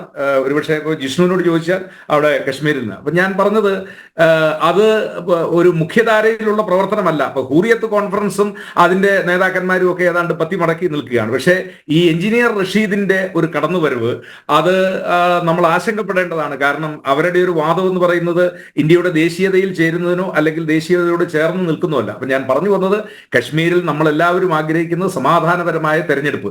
പണ്ട് 1984 കോൺഗ്രസിന്റെ ദേശീയ ജനറൽ സെക്രട്ടറി ആയിരുന്നു അന്ന് നമ്മുടെ പിന്നീട് രാഷ്ട്രപതിയായ ശ്രീ KR നാരായൺ. അപ്പം പഞ്ചാബിലെ തെരഞ്ഞെടുപ്പ് കഴിഞ്ഞതിന് ശേഷം അദ്ദേഹത്തോട് പത്രക്കാർ ചോദിച്ചു എങ്ങനെയാണ് ഇലക്ഷൻ റിസൾട്ടിനെ കുറിച്ച്. അപ്പൊ അദ്ദേഹം പറഞ്ഞൊരു വാക്കുണ്ട്, we are not bothered about election result, അവർ anxiety is over with the end of poll. ഞങ്ങളവിടുത്തെ തെരഞ്ഞെടുപ്പിന്റെ ഫലത്തെക്കുറിച്ച്, ഇപ്പൊ ഞങ്ങൾ ജയിക്കുമോ അവർ ജയിക്കുമോ എന്നുള്ളതല്ല, അവിടെ സമാധാനപരമായിട്ട് ഇലക്ഷൻ നടന്നതോടുകൂടി ഞങ്ങളുടെ ഉത്കണ്ഠ അവസാനിച്ചു എന്നുള്ളത് അന്ന് അദ്ദേഹം പറഞ്ഞത് ഞാൻ ആവർത്തിക്കുകയാണ്. കശ്മീരിനെ സംബന്ധിച്ചിടത്തോളം ഇന്ത്യൻ നാഷണൽ കോൺഗ്രസ് ഞങ്ങൾ തെരഞ്ഞെടുപ്പ് വിജയപ്രതീക്ഷയിലും ഭരണത്തിലേക്ക് കടന്നു വരാൻ കഴിയും എന്നുള്ള ശുഭാപ്തി വിശ്വാസത്തിലാണ്. അതോടൊപ്പം നമ്മൾ പറയുന്നു, ഈ തെരഞ്ഞെടുപ്പ് റിസൾട്ടുകൾ എന്തുമായിക്കൊള്ളട്ടെ, സമാധാനപരമായി കശ്മീരിലെ ഇലക്ഷൻ, അത് ജനാധിപത്യ പ്രക്രിയ, അത് പൂർത്തീകരണത്തിലേക്ക് വരുന്നു. ആ ജനാധിപത്യ പ്രക്രിയ ഇന്നല്ല, 52 മുതൽ ഉള്ള എല്ലാ തെരഞ്ഞെടുപ്പിലും, ഇവിടെ ഇപ്പൊ 87 ഒരു തെരഞ്ഞെടുപ്പിനെ സംബന്ധിച്ച് ഇപ്പൊ ആ തെരഞ്ഞെടുപ്പിലുണ്ടായ പോരായ്മകളൊക്കെ നമ്മൾ ചർച്ച ചെയ്യുമ്പോഴും 52 മുതൽ ഇന്നോളം കശ്മീരിൽ നടന്നിട്ടുള്ള ജനാധിപത്യ പ്രക്രിയയിൽ കശ്മീരിലെ ജനങ്ങൾ വളരെ സജീവമായി ആവേശത്തോടു കൂടി പങ്കെടുത്തിട്ടുള്ളവരാണ്. അപ്പം ഒരു കാരണവശാലും പാകിസ്ഥാന്റെ എന്താ പറഞ്ഞ വിഘടനവാദത്തെ ഒന്നും അവിടെ പൂർണ്ണമായിട്ടും അവിടുത്തെ ജനങ്ങൾ അംഗീകരിച്ചവരോ ഒന്നുമല്ല. അവരെല്ലാ കാലഘട്ടത്തിലും അതിനെ നിരാകരിച്ചിട്ടുള്ളതാണ്. അതുകൊണ്ടാണ് കഴിഞ്ഞ കാലങ്ങളിലെല്ലാം താങ്കൾ പറഞ്ഞൊരു യാഥാർത്ഥ്യമുണ്ട്, എല്ലാ ജനങ്ങളും അതിനെ അംഗീകരിച്ചതല്ല. പക്ഷേ അംഗീകരിച്ച പാകിസ്ഥാന്റെ ആ ഒരു വിഘടനവാദ നയത്തെയും രാജ്യത്തിനുള്ളിലുള്ള വിധ്വംസക ശക്തികളുടെയും നയത്തെയും പൂർണ്ണമായും സ്വാഗതം ചെയ്ത ഒരു വലിയ ജനവിഭാഗം അവിടെ ഉണ്ടായിരുന്നു. അതുകൊണ്ട് തന്നെയാണ് അവിടുത്തെ പാകിസ്ഥാന്റെ ഇടപെടലിനെ കൃത്യമായ രീതിയിൽ അവിടെ ഒരു വളക്കൂറുള്ള ഒരു മണ്ണൊരുക്കിയത്. അതിന് UPA സർക്കാരും കോൺഗ്രസ് സർക്കാരും കാരണമായിട്ടുണ്ട്, മാറി മാറി ഭരിച്ച സർക്കാരുകൾ കാരണമായിട്ടുണ്ട് എന്നൊരു യാഥാർത്ഥ്യമുണ്ട്. പക്ഷേ ആ ഒരു ചിത്രമാണ് മാറിയത്. താങ്കൾ പറഞ്ഞതുപോലെ തന്നെ ഭൂരിപക്ഷം വരുന്ന ജനത ഇപ്പോൾ ജനാധിപത്യത്തെ സ്വാഗതം ചെയ്യുന്നു, ഭാരതത്തിന്റെ കേന്ദ്ര സർക്കാരിന്റെ ആ നയത്തെ സ്വാഗതം ചെയ്യുന്നു. അതാണ് മാറിയ ചിത്രം. കേണൽ ഡിനി, ഇവിടെ ഡോക്ടർ സേനാപതി വേണു സൂചിപ്പിച്ചതുപോലെ തന്നെ അവിടുത്തെ മാറി വന്ന സാഹചര്യങ്ങൾ അത് ശ്ലാഘനീയമാണ്. അതിൽ ഒരു എതിർപ്പും കോൺഗ്രസ് കാണിക്കുന്നില്ല. നാഷണൽ കോൺഫറൻസും PDPയും എതിർപ്പുണ്ട്. പക്ഷേ എതിർപ്പില്ലായെങ്കിലും അവർ എതിർക്കുന്നത് രാഷ്ട്രീയ നേട്ടത്തിന് വേണ്ടി മാത്രമാണ് എന്നത് നമുക്ക് കൃത്യമായി മനസ്സിലാക്കാൻ സാധിക്കുകയും ചെയ്യും. താങ്കൾ ദീർഘകാലം അവിടെ ജോലി ചെയ്ത ഒരു വ്യക്തി, ഒരു കേണൽ എന്ന നിലയിൽ അവിടുത്തെ ഒരു മാറ്റം രാജ്യത്തിന് എത്രത്തോളം മുതൽക്കൂട്ടാകും? പ്രത്യേകിച്ച് ഈ പാകിസ്ഥാൻ്റെയും ചൈനയുടെയും ഒക്കെ ആ ഒരു അരക്ഷിതാവസ്ഥയെ അവിടുത്തെ ജനങ്ങൾ പോലും വെറുത്തു തുടങ്ങിയിരിക്കുകയാണ്. അവിടുത്തെ സാധാരണക്കാരായ ജനങ്ങൾ പോലും, അവിടുത്തെ യുവാക്കൾ പോലും തോക്കു ഉപേക്ഷിച്ചുകൊണ്ട് സാധാരണക്കാരായി ജീവിക്കുകയാണ്, സാധാരണക്കാരോടൊപ്പം ജീവിക്കുകയാണ്, അവിടെ തൊഴിലേർപ്പെടുകയാണ്. അവരെ ഇരു കൈയും ചേർത്ത് പിടിക്കുകയാണ് കേന്ദ്ര സർക്കാർ. അതുകൊണ്ട് തന്നെയാണ് പ്രധാനമന്ത്രി കഴിഞ്ഞ ദിവസം അവിടെ വന്നപ്പോൾ പറഞ്ഞത്, ഭാരതം അതിവേഗത്തിൽ കുതിക്കുകയാണ്, കശ്മീരും ജമ്മു കാശ്മീരും അതിൻ്റെതായ സമാധാന അന്തരീക്ഷത്തോടെ വികസനത്തിലേക്ക് കുതിക്കുകയാണ്. അത്തരത്തിലുള്ള വികസന കുതിപ്പിൽ ഏറ്റവും മനോഹരമായ ഒരു നാടായി ജമ്മു കാശ്മീർ മാറുമെന്ന കാര്യത്തിൽ ഒരു സംശയവും വേണ്ട, അല്ലേ? തീർച്ചയായിട്ടും ശ്രീ സുരേഷ്, ഞാൻ ശ്രീ സേനാപതി വേണുജി പറഞ്ഞ അദ്ദേഹത്തിന്റെ ആ ഒരു വാക്കിലൂടെ തന്നെ, അതായത് അദ്ദേഹം ലാസ്റ്റിൽ പറഞ്ഞു, അതായത് ഈ ഇലക്ഷൻ ആര് ജയിച്ചാലും അവരെ സംബന്ധിച്ചോളം ഇലക്ഷൻ നടന്നതാണ് ഏറ്റവും വലിയ ജയം. അപ്പൊ എന്നെ സംബന്ധിച്ചോളം ഈ ഇലക്ഷൻ കഴിയുമ്പം ഇതിന്റെ ജയം ഭാരതത്തിന്റെ ജയമായിട്ടാണ് ഞാൻ കാണുന്നത്, കശ്മീരിന്റെ ജയമായിട്ടാണ് ഞാൻ കാണുന്നത്. അത് ആര് ജയിച്ചാലും ശരി, ആര് തോറ്റാലും ശരി, അല്ലെങ്കിൽ ഒരു ഗവൺമെന്റ് ഫോം ചെയ്യോ ഇല്ലയോ എന്നുള്ളതല്ല, ഈ പ്രോസസ്സ് എങ്ങനെയാണ് നടന്നതെന്നാണ് ഇതുവരെ നമ്മൾ കണ്ടതിന്റെ അതിന്റെ ബേസിലാണ് ഞാൻ പറയുന്നത്. ഒന്ന് ആലോചിച്ച് നോക്കൂ, കുറച്ച് വർഷങ്ങൾക്ക് മുമ്പ് ഇത്രയും ഒരു 60% വരെ വോട്ടിംഗ്, അതും ഈ സോപ്പോർ അല്ലെങ്കിൽ ബാരാമുല്ല, ഇതൊക്കെ എന്ന് പറഞ്ഞാൽ ഒരു സാധാരണക്കാർ ഒരാൾക്ക് പോകാൻ പോലും പറ്റത്തില്ലായിരുന്നു. ഒരു സമയത്ത് ലാൽ ചോക്ക് എന്ന് പറയുന്ന ശ്രീനഗറിൽ ഇപ്പൊ നമ്മളെപ്പോലുള്ള ആളുകൾക്ക് അവിടെ സിവിലിയൻ ക്ലോത്ത്സ് ഇട്ടിട്ട് പോലും പോകാൻ പറ്റാത്ത ഒരു അവസ്ഥ ഉണ്ടായിരുന്നു.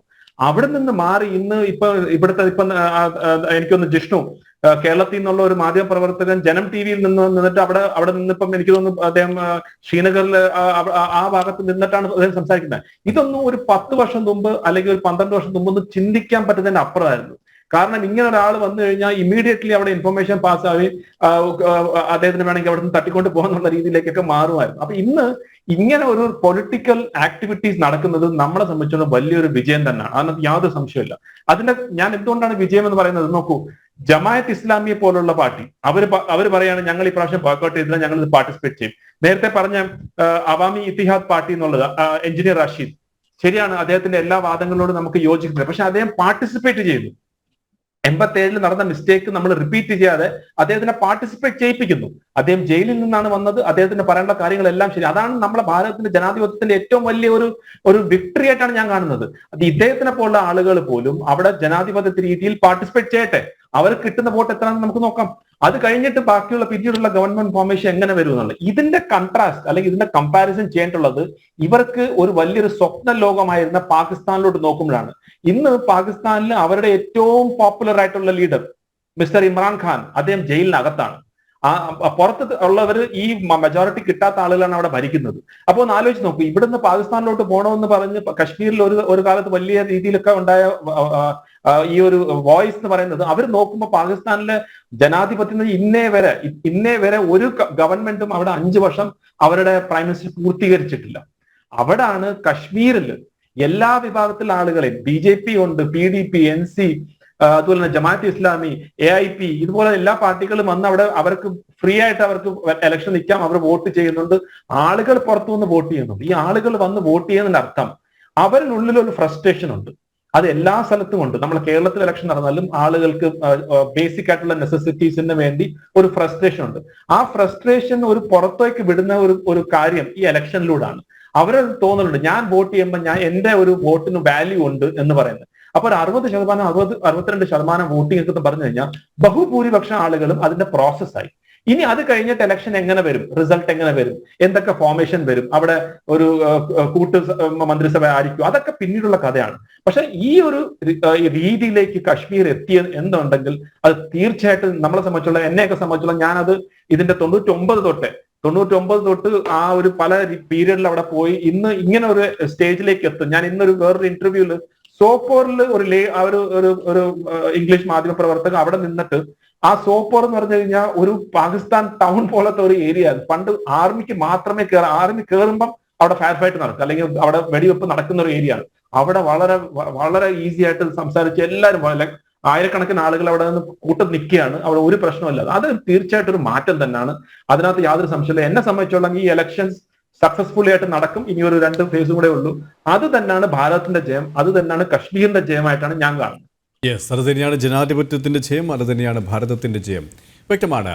ജിഷ്ണു, ഇവിടെ സൂചിപ്പിച്ചതുപോലെ തന്നെ സമാധാനപൂർണ്ണമായ ഒരു തെരഞ്ഞെടുപ്പാണ് ഒന്നാം ഘട്ടത്തിൽ നടന്നത്. രണ്ടാം ഘട്ടത്തിലും അത് നടക്കും. മൂന്നാം ഘട്ടത്തിലും സമാധാനപൂർണ്ണമായും ആ ഒരു വോട്ടെടുപ്പ് നടക്കും എന്ന കാര്യത്തിൽ സംശയമില്ല. നേരത്തെ സൂചിപ്പിച്ചതുപോലെ തന്നെ ഇച്ഛാശക്തിയുള്ള ഒരു ഭരണകൂടമാണ് രാജ്യം ഭരിക്കുന്നത് എന്ന് തന്നെയാണ് അതിനുള്ള ഉറപ്പും. ഒപ്പം ഈ പ്രത്യേക പദവി എടുത്തു കളഞ്ഞ ശേഷം നടന്ന തദ്ദേശ തെരഞ്ഞെടുപ്പ് നമ്മൾ കണ്ടതാണ്. ഈ പുൽവാമയിലും ശ്രീനഗറിലും കുപ്വാരയിലും അടക്കം BJPക്ക് വലിയ മുന്നേറ്റം ഉണ്ടാക്കാൻ സാധിച്ചിട്ടുണ്ട്. BJP സ്ഥാനാർത്ഥികൾക്ക് വിജയിക്കാൻ സാധിച്ചിട്ടുണ്ട്. ഇപ്പോൾ എല്ലാവരും കേന്ദ്ര സർക്കാരിനെ പ്രശംസിക്കുന്ന ശ്ലാഘിക്കുന്ന ഒരു സാഹചര്യമുണ്ട്. കാരണം അവർക്ക് ഒരു ഭയവും കൂടാതെ ഈ തെരുവിലേക്ക് ഇറങ്ങാനും വോട്ടവകാശം വിനിയോഗിക്കാനും എവിടെ പോകാനും കഴിയുന്നത് കേന്ദ്ര സർക്കാരിന് നരേന്ദ്രമോദി എന്ന ഭാരതത്തിൻ്റെ പ്രധാനമന്ത്രിയുടെ ഇച്ഛാശക്തിയുടെ ഒരു ഫലം തന്നെയാണ്. അതിൻ്റെ ഒരു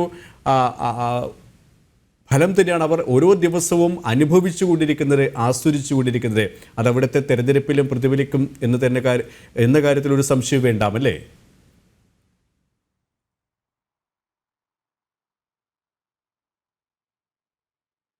തീർച്ചയായും ജമ്മു കാശ്മീരിന്റെ ഈ ഒരു നിയമസഭാ തെരഞ്ഞെടുപ്പ് തന്നെ ചരിത്രത്തിൽ രേഖപ്പെടുത്തുന്നത് സമാധാനപരമായി നിർഭയമായി ജനങ്ങൾ ഒരു വലിയ ഇടവേളയ്ക്ക് ശേഷം പോളിംഗ് ബൂത്തിലേക്ക് എത്തുകയും യാതൊരു തരത്തിലും അക്രമ സംഭവങ്ങളില്ലാതെ സമാധാനപരമായി പോളിംഗ് നടത്താൻ, വോട്ടെടുപ്പ് പൂർത്തിയാക്കാൻ സാധിച്ചു എന്നുള്ളത് തന്നെയായിരിക്കും ഈ ഒരു നിയമസഭാ തെരഞ്ഞെടുപ്പ്, ജമ്മു കാശ്മീർ നിയമസഭാ തെരഞ്ഞെടുപ്പ് ചരിത്രത്തിൽ രേഖപ്പെടുത്തുക. എന്ന് കശ്മീർ താഴ്വരയുടെ ഏത് മേഖലയിലേക്ക് പോലും ഇപ്പോഴും സാർ ചൂണ്ടിക്കാട്ടിയതുപോലെ നേരത്തെ പൊതുജനങ്ങൾക്ക് ഈ കശ്മീരിലുണ്ടായിരുന്ന മറ്റ് ജനങ്ങൾക്ക് പോലും കടന്നു ചെല്ലാൻ സാധിക്കാത്ത പല മേഖലകളും ഉണ്ടായിരുന്നു. അവിടങ്ങളിലേക്കെല്ലാം തന്നെ ഇന്ന് ജമ്മു കാശ്മീരിന്റെ പുറത്തുനിന്നുള്ള ആളുകൾക്ക്, മാധ്യമ പ്രവർത്തകർക്ക്, വിനോദസഞ്ചാരികൾക്ക് എല്ലാം ചെന്നെത്താനുള്ള സാഹചര്യം ഉണ്ടാകുന്നു.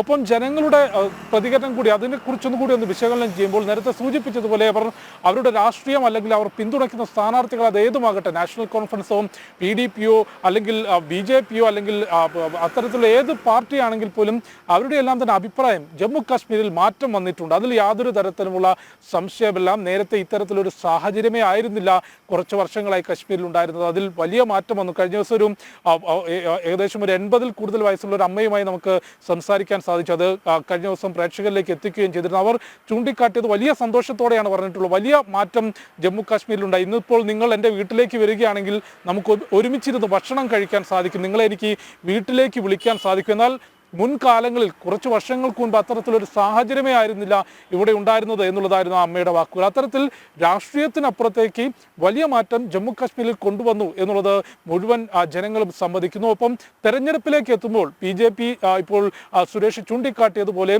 ഇത്തവണ ജമ്മു കാശ്മീരിൽ കശ്മീർ മേഖലയിലും സാന്നിധ്യം തെളിയിക്കാൻ സാധിക്കുമോ എന്നുള്ള വലിയ ശ്രമത്തിലാണുള്ളത്. 19 സ്ഥാനാർത്ഥികളെ കശ്മീർ താഴ്വരയിൽ നിർത്തിയിട്ടുണ്ട്. ഒപ്പം നാഷണൽ കോൺഫറൻസ് കോൺഗ്രസ് സഖ്യം വലിയ രീതിയിലുള്ള പ്രചാരണം നടത്തും. നേരത്തെ ചർച്ചയിൽ ചൂണ്ടിക്കാട്ടിയതുപോലെ തന്നെ ജമ്മു കാശ്മീരിൽ അല്ലെങ്കിൽ കശ്മീർ താഴ്വരയിൽ സമാധാനം കൊണ്ടുവരുമ്പോൾ വലിയൊരു വിഭാഗം ആളുകൾ, വിഘടനവാദം ഉയർത്തിയിരുന്ന വലിയൊരു വിഭാഗം ആളുകൾ സമാധാന പാതയിലേക്ക് അല്ലെങ്കിൽ മുൻ രീതിയിലേക്ക് എത്തുമ്പോൾ ഇപ്പോഴും ചില ആളുകൾ ഈ വിഘടനവാദം മനസ്സിലേന്തി ജീവിക്കുന്നുണ്ട്. അവർക്ക് മുൻപോട്ട് വരാൻ സാധിക്കാത്ത അല്ലെങ്കിൽ പ്രവർത്തിക്കാൻ സാധിക്കാത്ത അത്തരത്തിൽ ഏതെങ്കിലും തരത്തിലുള്ള പ്രവർത്തനം നടത്തിയാൽ തക്കതായ ശിക്ഷ രാജ്യത്തിൻ്റെ നിയമവ്യവസ്ഥയിൽ നിന്നുണ്ടാകും എന്നുള്ള ഭയം തന്നെയാണ്. പക്ഷെ അവർക്ക് വോട്ടവകാശമുണ്ട്. അതുകൊണ്ട് തന്നെ തീവ്ര നിലപാടുള്ള ആളുകളുടെ വോട്ട് സമാഹരിക്കാൻ, ആ വോട്ട് ബാങ്ക് ചോരാതെ നിൽക്കാനുള്ള വലിയ ശ്രമം, വലിയ വിഘടനവാദത്തെ പിന്തുണയ്ക്കുന്നുള്ള വാക്കുകൾ നാഷണൽ കോൺഫറൻസ് നേതാക്കളുടെ ഭാഗത്തു നിന്നുണ്ടാകുന്നു. ഒപ്പം അതിലുപരി ഈ എഞ്ചിനീയർ റാഷിദ് MP-യുടെ അവാമി ഇത്തിഹാദ് പാർട്ടിയും ജമാഅത്തെ ഇസ്ലാമിയും ചേർന്നുകൊണ്ട് പല മണ്ഡലങ്ങളിലും സ്വതന്ത്ര സ്ഥാനാർത്ഥികളെ നിർത്തിയിട്ടുണ്ട്. അത്തരത്തിൽ ജമാഅത്തെ ഇസ്ലാമിയുടെയും അവാമി ഇത്തിഹാദ് ഇതിൻ്റെയും നേതൃത്വത്തിലുള്ള സ്വതന്ത്രരും ഒപ്പം നാഷണൽ കോൺഫറൻസും രണ്ട് വശത്ത് നിന്നുകൊണ്ട് തീവ്ര നിലപാടുള്ള ആളുകളുടെ വോട്ടുകൾ സമാഹരിക്കുന്നതിനുള്ള വലിയ പ്രചാരണം നടത്തുന്നു. അതുകൊണ്ട് തന്നെയായിരുന്നു ഒമർ അബ്ദുള്ളയുടെ ഭാഗത്തുനിന്ന് പാർലമെന്റ് ഭീകരാക്രമണ കേസിലെ പ്രതി അഫ്സൽ ഗുരുവിനെ പോലും ബാക്ക് ചെയ്യുന്ന, അയാളെ പിന്തുണയ്ക്കുന്ന തരത്തിലുള്ള പ്രസ്താവന ഉണ്ടായിട്ടുള്ളത്. പക്ഷേ വ്യക്തമാണ്. നമുക്ക് സമയപരിമിതി ഉണ്ട്, അതുകൊണ്ട് മാത്രം ഇടപെടുകയാണ്. പൂർണ്ണമായും ജനാധിപത്യ രീതിയിലേക്ക് ജമ്മു കാശ്മീർ മാറുകയാണ്. ഭരണഘടന പൂർണ്ണമായും അനുശാസിക്കുന്ന നിലയിലേക്ക് താഴ്വര മാറിയപ്പോൾ പുലർന്നത് സമാധാനവും ശാന്തിയുമാണ്. അതിലൊരു തർക്കവുമില്ല. ഇതിനെ തകിടം മറിക്കാനുള്ള നീക്കത്തെ പ്രതിരോധിക്കേണ്ടത് രാജ്യത്തിൻ്റെ ഒന്നാകെയുള്ള കടമയുമാണ്. സ്പെഷ്യൽ ഡിബേറ്റ് ഇവിടെ പൂർണ്ണമാവുകയാണ്. പങ്കെടുത്ത എല്ലാ അതിഥികൾക്കും നന്ദി. നമസ്തേ.